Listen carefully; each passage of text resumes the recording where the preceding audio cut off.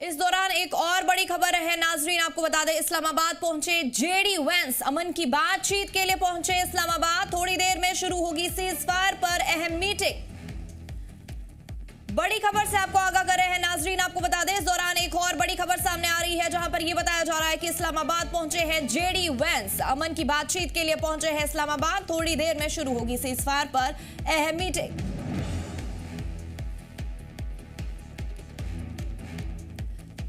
तो आपको बता दें इस्लामाबाद पहुंचे हैं जेडी वेंस, अमन की बातचीत के लिए पहुंचे हैं इस्लामाबाद। थोड़ी देर में शुरू होगी सीजफायर पर अहम मीटिंग।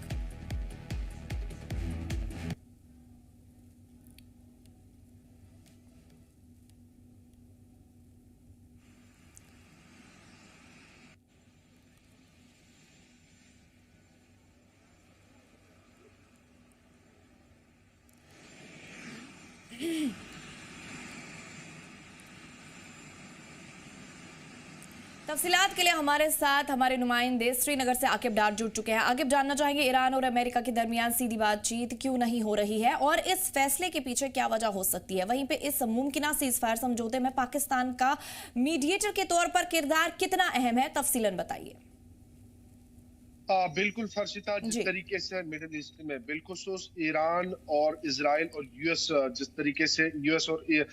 इजराइल ईरान पे लगातार पिछले 40 दिन से जो है लगातार ईरान को निशाना बनाया गया, जिसमें ईरान ने कई सारे अपने लीडर्स खोए हैं और उसके साथ साथ सुप्रीम लीडर आयतुल्लाह अली खामनाई की भी शहादत हुई है और उसके बाद कई सारे बच्चों को जो है कई सारे बच्चों ने अपनी जान का नजराना पेश किया है और इमारतें तबाह हो चुकी है। वहीं ईरान ने रिटालिएट में जो है इजराइल को काफी ज्यादा नुकसान पहुंचा है और इजराइल के साथ साथ कतर हो, दोहा हो,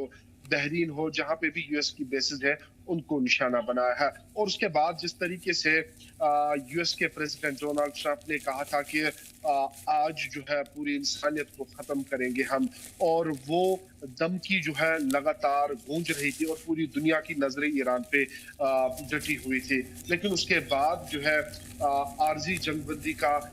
ऐलान हुआ है, यानी कि यूएस के प्रेसिडेंट डोनाल्ड ट्रंप ने कहा कि आर्जी जंगबंदी होगी और 2 हफ्तों के लिए जंगबंदी होगी और जिसमें जो है पाकिस्तान ने जो है एक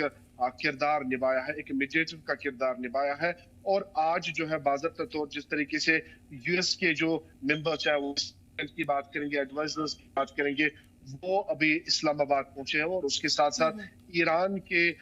जो पार्लियामेंट के स्पीकर है और उसके साथ साथ नेशनल सिक्योरिटी एडवाइजर है, वो कई सारे डेलीगेशन को लेकर जो है अभी पाकिस्तान पहुंचे, इस्लामाबाद पहुंचे और ये मुज़ाकरा बातचीत 15 दिन तक रह सकती है। और इस सब को लेकर जो है पाकिस्तान में हाई लेवल सिक्योरिटी के अरेंजमेंट्स किए गए, यानी कि सिक्योरिटी को हाई अलर्ट पे रखा गया है। और उसके बाद जिस तरीके से डायरेक्टली इनकी बातचीत नहीं होगी और ईरान ने पहले दिन से कहा कि यूएस के साथ कोई बातचीत नहीं होगी और ना ही यूएस की कोई शर्त मानी जाएगी। जो यहाँ से शर्तें दी जाएगी, अगर यूएस उस पे मान जाता है तो ये मुज़ाकरात हो सकती है और आर्जी जंगबंदी जो हुई है तो ये सीजफायर जो कंटिन्यू रह सकता है अगर ईरान की शर्तें मानी गई है। तो कुल मिला के आज जो पाकिस्तान, जिसमें शहबाज शरीफ खुद रहेंगे, आसिफ मुनीर रहेंगे, इसाक डार रहेंगे और इसाक डार के साथ साथ जो नेशनल सिक्योरिटी एडवाइजर है वो भी इसमें रहेंगे। और साथ में ये भी जानना चाहेंगे आकिब कि ईरान और अमेरिका की तरफ से कौन कौन सी अहम शख्सियात हैं जो इस बातचीत में शामिल हैं और उनका क्या कुछ किरदार हो सकता है? और साथ में एक अहम सवाल, क्या ये बातचीत वाकई मिडिल ईस्ट में अमन कायम करने में मददगार साबित हो सकती है आकिब? हाँ बिल्कुल, पूरी दुनिया की निगाह इस पे है और जिस तरीके से अमेरिका का कहना है कि अगर ईरान ने इसमें जो है कोई भी लापरवाही बरती है या इन्होंने जो है इसमें काफी ज्यादा बातचीत की है या इन्होंने काफी ज्यादा शर्तें रखी है, तो अमेरिका ये भी कहना है कि हम ईरान को जो है काफी ज्यादा सख्त मुकाबला देंगे, यानी कि उनको जो है उन पे जो है अटैक करेंगे। हालांकि जो स्टेट ऑफ हॉर्मुज है उसमें खाली 9 जो ऑयल टैंकर्स है उन्होंने पास किया है और उसके बाद जिस तरीके से लेबनान का मसला हुआ है और लेबनान में क्योंकि चीज पर जब आर्जी जंगबंदी हुई तो उसमें कहा गया कि लेबनान पे कोई अटैक नहीं होगा और उसके बाद इजराइल लगातार उन पे अटैक कर रहा है। तो कहीं ना कहीं ईरान जो है इस पे उन्होंने स्टेट ऑफ हॉर्मुज को एक बार फिर से रोका है। तो ये एक जो है तशवीश है और यूएस नहीं चाहता कि स्टेट ऑफ हॉर्मोज रुक जाए, लेकिन ईरान ने पहले ही कहा कि अगर लेबनान पे अटैक किया गया तो ये आर्जी जंगबंदी जो है ये उसकी वायलेशन हो रही है। और उसके साथ साथ ईरान पे कई सारे अटैक्स आर्जी जंगबंदी के बाद भी हुए, यानी कि वायलेशन वहां पे हुए, तो जो ईरान नहीं चाहता था। और ईरान ने साफ तौर कड़े अल्फाजों में कहा कि अगर ये जो पॉइंट्स हम रख रहे हैं जिसमें न्यूक्लियर प्लांट हो या जो तबाही हुई है स्टेट ऑफ हॉर्मुज पे ईरान का कंट्रोल हो या बाकी कई सारी डिमांड्स जो है, और यूएस ने भी अपनी तरीके से जो डिमांड्स रखी है जिसमें यूएस कह रहा है कि ये जिस तरीके से स्टेट ऑफ हॉर्मुज को छेड़ेंगे नहीं और परमानेंट एक एग्रीमेंट होगा, तो इस सब पे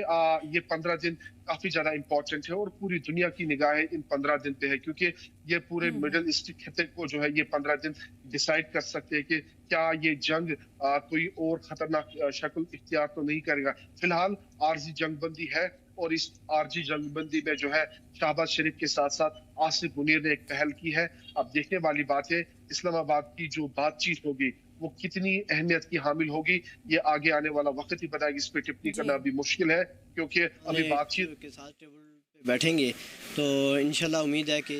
जंगबंदी हो जाएगी और आज होनी चाहिए, जंगबंदी होनी चाहिए। हम दुआ को हैं कि जंगबंदी हो जाए।